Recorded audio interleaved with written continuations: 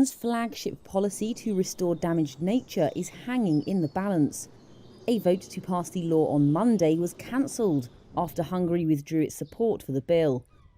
Hungary's announcement wiped out the already slim reinforced majority of countries in favour.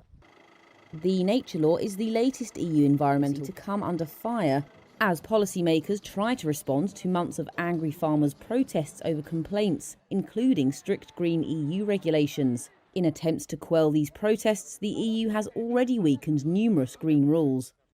Hungary's Environment Secretary Anikő Rais said the refusal to back the bill is not an opposition to protecting nature.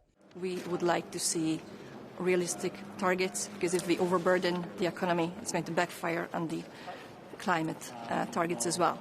Some EU said Hungary's already large protected natural areas meant the country could comply with the content of the EU nature law and suggested Budapest's move was purely political. Environment ministers were due to discuss their next steps on the law on Monday afternoon, with some, including Spain's Teresa Ribera, warning against cancelling the policy. I think this is a very, very important file.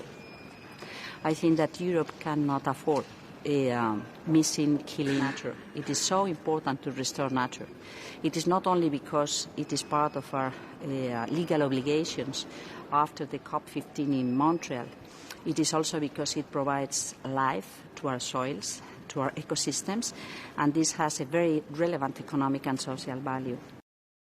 The law would be among the EU's biggest environmental policies, requiring countries to introduce measures restoring nature on a fifth of their land and sea by 2030.